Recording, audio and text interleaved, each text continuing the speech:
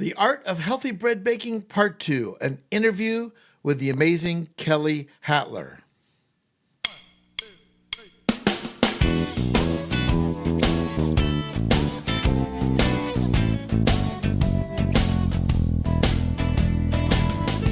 This is the Happy Diabetic Kitchen, the podcast about people who love to eat and cook healthy. This is your guide to the world of healthy cooking and conversations about happy diabetic living and lifestyles, where we simply turn ordinary ingredients into something extraordinary. Welcome to the kitchen, and let's get cooking. Hello and greetings, everyone. I am Chef Robert Lewis, the Happy Diabetic, and this is the internet's most delicious cooking podcast. Let's explore a healthy diabetic lifestyle together. I want to take the mystery out of healthy cooking, explore some amazing foods, and my diabetic journey with all of my successes and challenges. Let me help you live your best happy diabetic lifestyle. So welcome to the kitchen. And if you're new to the show, I am so happy and excited that you're here today. And always, with me in the kitchen is my son Jason, engineer, producer of the podcast. Good morning, Jace. Good morning, Dad. How are you? I'm pretty dang good. How are you? Really great. Hey, before we get started, because we have a really great podcast today, a really interesting interview, I just want to give a shout out to all of our friends who are suffering with some really horrid weather conditions across our country. Our thoughts and prayers are with you. Absolutely. So, Jason, I know you're kind of a history guy.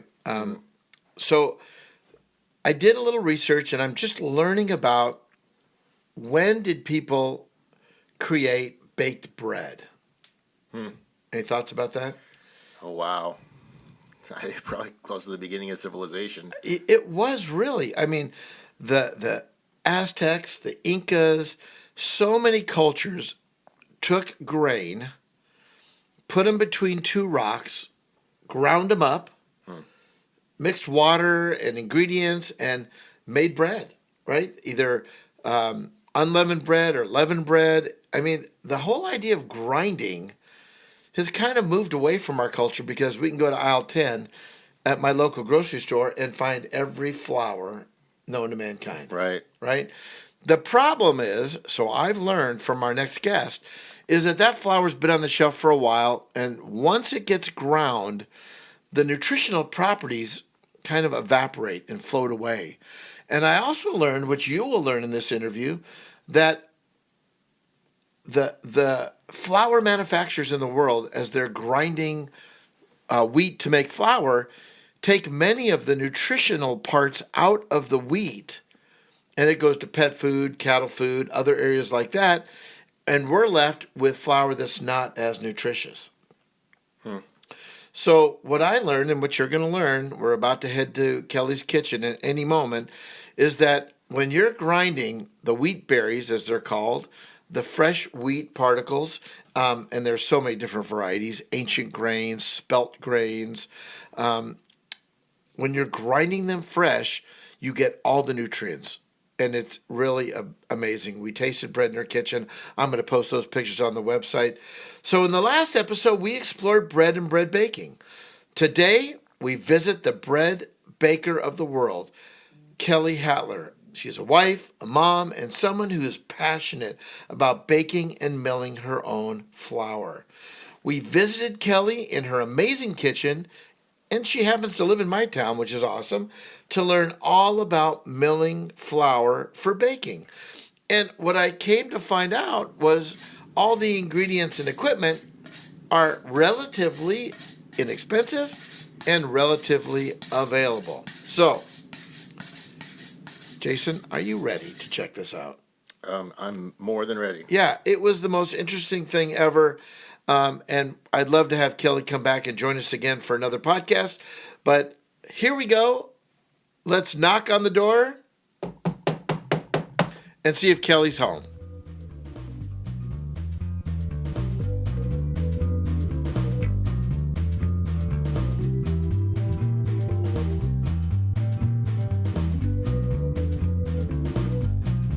Hello, everybody. Welcome to the Happy Diabetic Kitchen. I am your host, Chef Robert Lewis, and hey, we are in an amazing home kitchen with an amazing baker. I want to introduce to all you happy diabetics, Kelly Hatler. Kelly, I got to ask you a question. Are you ready to get happy? I sure am, Robert. Awesome. Well, why don't you fill in the blanks for all the happy diabetics out there? Tell us a little bit about yourself and what are we doing here in your kitchen? So, I am a wife, a mom, a grandma, and I work at Pleasant Valley School District. And in my spare time, I love to bake and cook, and especially bake bread. Awesome. Well, we're here because you are an amazing bread baker. But even more than that, which we're going to get into, is the fact that you not only bake bread, amazing bread, there's a loaf out in your kitchen right now, but you grind grains in a grain grinder in your kitchen. Right. Yeah, that's awesome. And so I thought the listeners would like to hear about this. Now, this is episode 2. Episode 1 was all about bread and my take on bread baking, and all the equipment that I use is available at my website, happydiabetic.com, on my blog. I don't sell any of it, but you can just see what I use in my kitchen. You're obviously a passionate baker. I am. I love it. What do you love about it? I guess you could say that baking and cooking is my love language. I just love to bake for people that I care about, and it's just the way that I show that I care about people. That's awesome. How did you get started baking? So, as far as I can remember back, my mother loved to cook, and she allowed me to be in her kitchen. And I always enjoyed being in the kitchen. I always have. I don't. When my kids were growing up, I had 3 boys, and we were busy, and they were busy, and so I didn't always make the kind of meals that I enjoy making now. But now that I have a little bit more time on my hands, I've been able to explore a little bit more. So why not just go to the supermarket, like me, and like many other people, and just buy flour? So I did that, and I still buy some high quality flour to mix with some of my whole grains. But what I've learned is that our flour that we get from the grocery store is so altered that the good part of it is taken away. The grain is made up of 3 parts: the bran, the germ, and the endosperm. And manufacturers take out that bran and they take out that germ, and that is wherein lies the most vitamins and the most minerals and the most nutrients that we get from bread. And so we're left with the most starchy part, the endosperm, which has its purpose, but just that alone is not good. And so to combat that, what the grocery stores and the commercial millers have done is you can go into the grocery store and you can see that there's whole grain bread, but it's not the kind of whole grain bread that you get when you mill it yourself. So the minute that they mill that, the bran and the germ are taken away. Okay. And you're left with the endosperm, okay, the starchy part, okay, the high carb, the evil carb. Well, that's what you're left with. Well, diabetics all know about evil carbs. Right. Because we're told that carbs are evil. Right. So to combat that, what they do is they take some bran and they take some germ and they put it back in. But the problem with that is as soon as you crack the grain, it begins to oxidize and break down and go rancid, especially the germ where the oils lie. And the germ is really rich in omega fatty acids, super good for you. Yeah, that's great for you. And people go to the store and they buy wheat germ and they buy bran and they add it back into this bread. Yeah. Well, that's okay, but it's not in the same proportion that your grain started out as. So when I mill my grain, I don't mill it until I'm ready to use it. Because the minute I mill it, so you want to use it right away. So you can imagine flour on the shelf has been there for a while. Oh yeah. Interesting. And the reason it's able to be there for a while is because they add all these chemicals and preservatives into the bread, which we know that's just not good for your body. Right. It's just not. Right. So. I mean, I know for me, when I first started seriously bread baking back in February of last year, what got me really excited about it was looking at some whole grainy, tree barky looking bread on the shelf. and realizing that there's 20 ingredients. Right. Right? And it wasn't even as high fiber as I would like, because you know, the happy diabetics out there know this, that high fiber is good for a diabetic. It slows, sugar absorption, and so it's just really better. And I learned that bread in its simplest form is water, flour, salt, and yeast. Absolutely. Right? 4 ingredients. Absolutely. You don't need anything else. Right. And we bake bread. I typically bake bread on a Saturday morning or one day during the week, and I put 1 loaf in the freezer. We keep 1 loaf out, and really, it never goes bad. We eat it by about the 4th or 5th day, and we bring out the next one. Right. Yeah. Right. That's what I do as well. Yeah. That's what I do as well. And if I want to bake more, if I have more time, and because I enjoy it, it's so therapeutic for me personally to do it. Yeah. I'll bake more and I'll give it away. Yeah. So Kelly, if you're baking just a basic bread, nothing overly fancy, from start to finish, how long does it typically take you? It depends. If I use instant yeast, I can do that in, I don't know, 4 or 5 hours maybe. Okay, yeah. If I use a wild yeast, aka sourdough starter, Okay. it does take days. Okay. But usually if I use an instant yeast, I will always throw in a little bit of my sourdough starter, just because I know that the sourdough, the fermentation in the sourdough itself is good for you as well. So even though the sourdough doesn't have a chance to do what it would do over 3 days to help your bread rise, Right. it provides a lot of benefit to you just by having it in there. So if I was new to baking, I could actually go to my local supermarket and buy instant yeast. Yeah. It's on the shelf. For sure. Readily available. Flours are readily available. Right. But I think what makes today really interesting, you guys, is the fact that we're here with Kelly. And if you could be in our kitchen, we'll take some pictures and we'll post them up on the website. But there are 1, 2, 3, 4, 5, 6, 7, maybe 8 containers of grains. Ancient grains, spelt grains. And what are they called berries? They're called wheat berries. Wheat berries. No matter what it is, is it a spelt berry or is it just all considered wheat berries? I think it's used interchangeably. Okay. I think it's used interchangeably. Yeah. What I didn't know when I first got into this was how many different kinds of grains that there are. I mean, it's not endless, but there's many. Yeah. So you're kind of like the flour guru, I think, here. Looks like that way to me. So let's talk about milling flour. Okay. So how do you do it? What do you need to do it? What tools do you need to do it? Way back in the early 1900s, people either milled their own flour. They had these great big huge mills, in their little communities, and they would mill flour or break their grains. When the Industrial Revolution started, that was taken away from people. I mean, just people didn't do it anymore. Yeah. They were too busy. And so they milled flour commercially. They took out the bran and the germ, the really awesome parts of the grain, so that it could be shelf stable.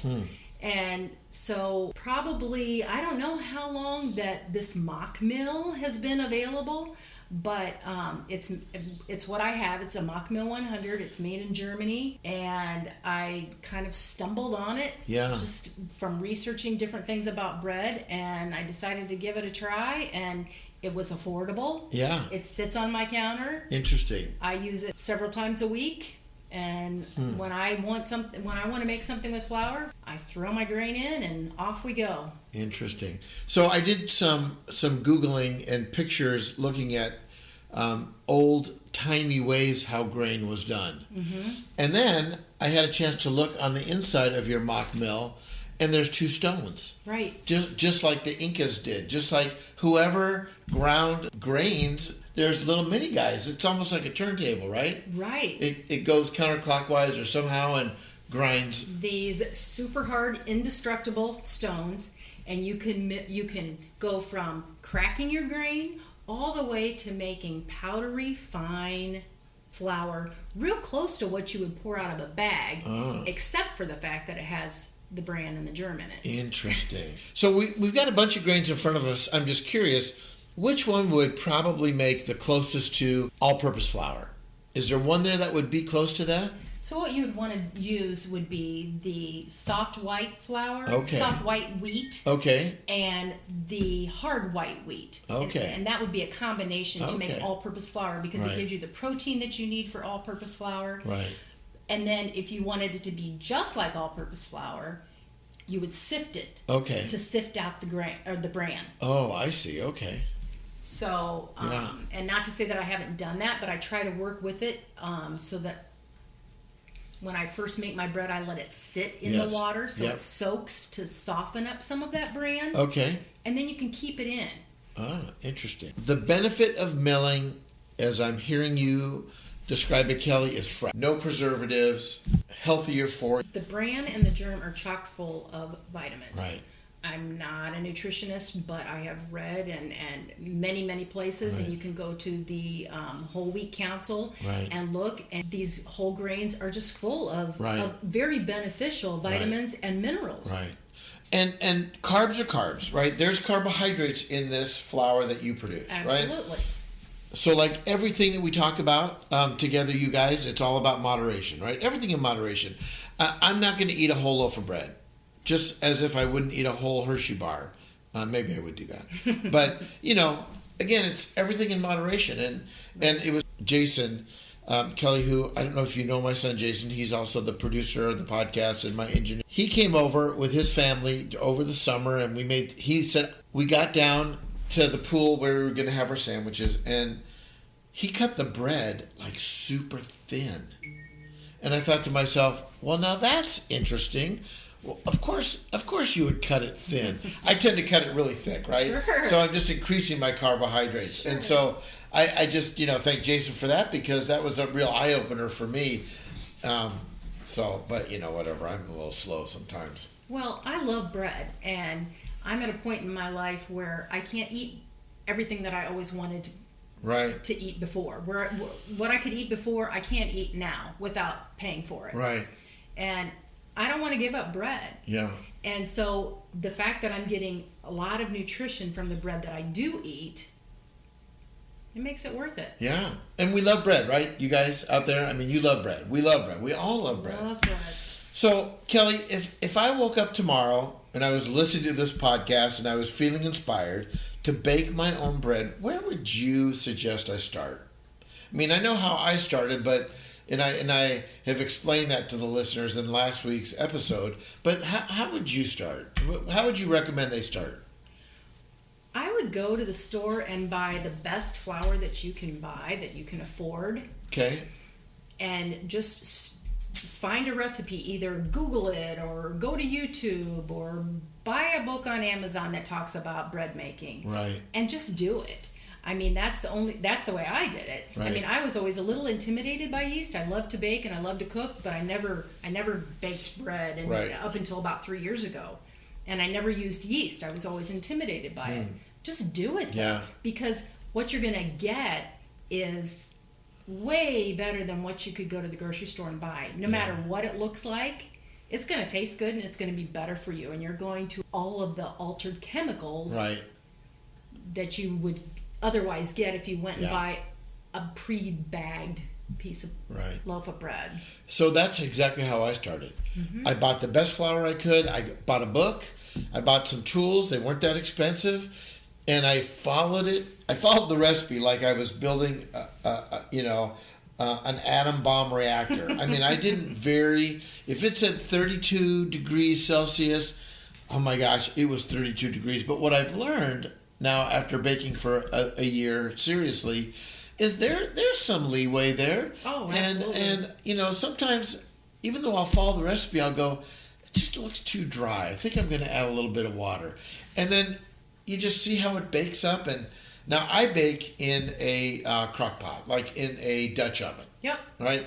And it's always fun to take the lid off, after 25 minutes and see what's happening. That's the magical moment. It is. It's very magical. And I've posted, again, all of the items on my website that I'm using. And there's, like, for example, I bought my Dutch oven at Walmart. Online, $35. So you don't have to spend a lot of money. And trust me, I'm a cheapskate. I didn't spend a lot of money, but I did use the Ken Forkish book, Flour, Water, Salt, Yeast. And that was just a really good starting point for me. But there's a lot of really good recipes online. Some better than others, some tested, some not. It's going to be hot. It's going to be delicious. Can't go wrong. And fun to make, I think. I'm fun. having a ball. So, wow. Anything else, Kelly, you want to throw out to the listeners? Any tidbits you want to throw out or... Just don't be afraid. Just try it. I mean, even if you make some bread and it's a fail, you feel like it's a fail, it doesn't look good, it's still going to taste delicious no matter what. I mean, I found that even if I pull something out and I'm like, oh, this doesn't look so good, it still tastes pretty good. And even if you can't eat it the way it is, you slice it up and put it in the toaster. Right. You know, and it's always good. It's amazing that way. So, Kelly, can you just show us the mock mill? Yes. Right? It's the mock mill, right? It's the mock mill. And can you grind something in it? Can you grind just a little bit of it? And although, guys, you can't see it, I get that. But we will take some pictures. But I want you to hear it and kind of get a sense of it. And I'll sort of describe what Kelly's doing. And what kind of grain is this? So this is Corazin, known commercially as Kamut. Kamut, okay. Yeah. And it is an older grain, and it's delicious. It's also really good for pasta. It's good for pizza crust. I use it a lot for pizza crust. So Kelly's scooping about a half a cup there. Mm-hmm. And this mock mill, you can go anywhere from cracking the grain so it's really coarse, and you can cook it and add it to salads just in a cracked form. Any one of the grains, you can do it that way, or you can use it for bread. And you can. Sometimes people like to have a coarser flour even in their bread. I personally liked it to be more fine. Okay. And then if I want to add something to it, I add something to it. Okay, so it's a lot softer than I thought. I'm going to put the microphone close to it. Okay, it's going to get louder when you put the grain in. Okay, all right, good to know. And you'll hear when the stones touch. I'm going to pull the lever, and the stones are going to touch, and they're going to start to what they call chirp. Okay. There's the chirping. There it is. Okay. Here goes the grain.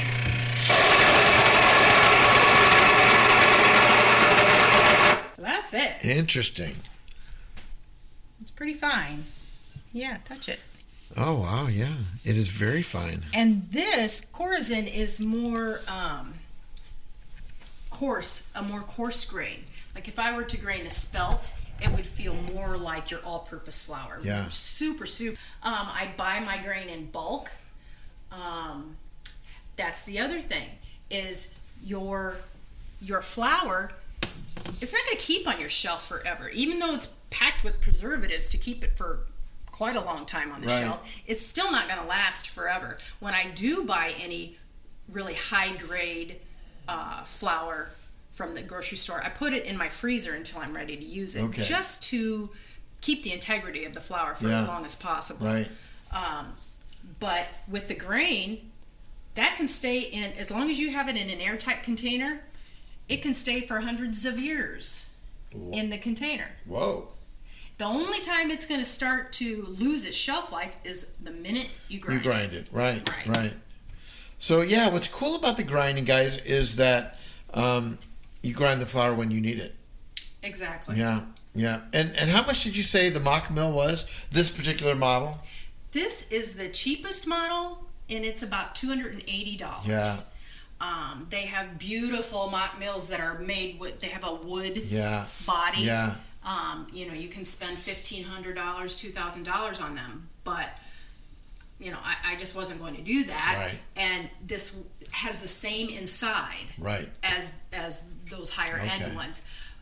It may there's a Mock Mill 200 that grinds a little bit faster than the Mock Mill 100, but you saw just this, how much we ground this. It's fast enough for me. I mean, I can grind it and be on my way really quick. Wow. So, fresh ground is the way to go. I mean, this is just amazing. I'm looking at all these different wheat berries and everything like that. And it's just an amazing process, simple and easy and delicious. So I don't know. I might try to get into some of this grinding, as Kelly has talked about. But I'm loving bread baking, and I think this is a really good next step for me to try to experiment with that. What do you think? You'll love it. I think you'll love it. Yeah. I think it's going to be a lot of fun. Well, Kelly, what can I say? Thanks so much for allowing us in your kitchen and telling us about wheat and wheat berries. It's my pleasure. Yeah. I just want everybody to enjoy it because it's worth it. Yeah, and just go try it, right? Absolutely. And you don't have to spend a lot of money, right, to get started. You don't. No, you don't. And give it a try. See what you think. You might find that you have a new love besides the Happy Diabetic Chef. All right. So again, thank you, Kelly. Thanks for letting us in your kitchen. Thanks for coming. Okay, now Kelly, what we're gonna do is we're gonna play a little game. Okay. Okay. Now I didn't tell you about the game, so you can have a seat. So beautiful. Thanks. Oh, look at your view. I know, isn't this amazing? Oh my gosh, that's gorgeous. And your home is lovely.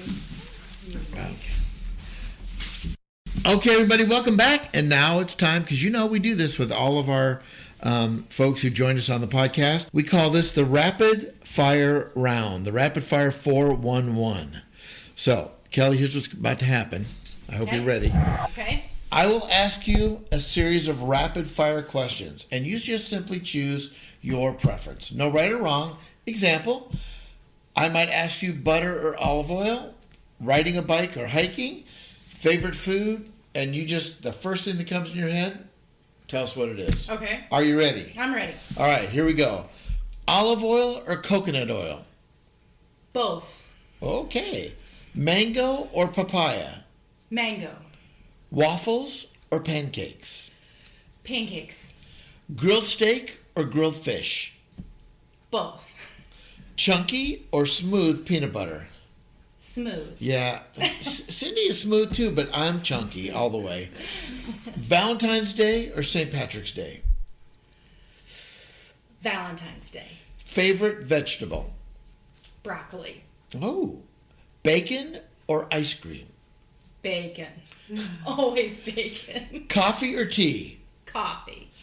Superhero or supervillain? They both have a place in my heart. Okay, all right. All right, we're getting to the end, Kelly. Roller coasters or merry-go-rounds? Ugh. Neither. Neither. Yeah, I'm a merry-go-round person. I'm not into roller coasters at all.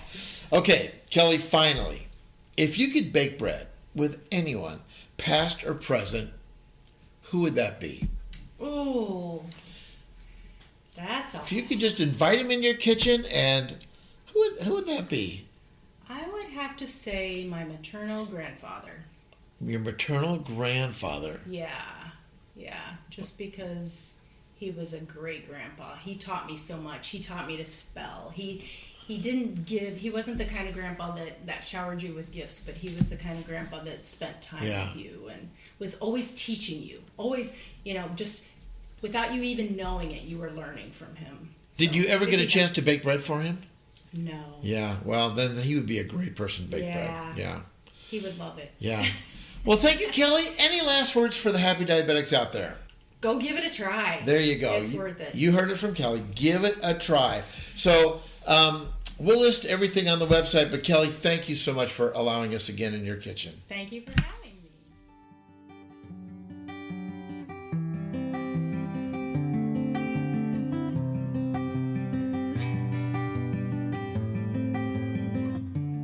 So be sure to follow me on all my social links. You'll simply find them all at happydiabetic.com. Just look for all my links at the top right-hand side of the page. And hey, if you have a question for me, go to my website, hit the contact tab, you ask questions, I'll answer them, and who knows, they might even become part of the next show. Maybe I'll select your question and send you some cookbooks as a big thank you. Thank you for listening, and if you are loving what you hear in the kitchen, please leave a comment or feedback at Stitcher, Google Play, or Apple Podcasts, or wherever you're listening. Your thoughts and comments are very much appreciated. Thank you again. Our podcast is produced and engineered by Jason Lewis. Our theme music by the Happy Diabetic Chef Kitchen Band. And of course, our kitchen mascots, Scout and Tucker.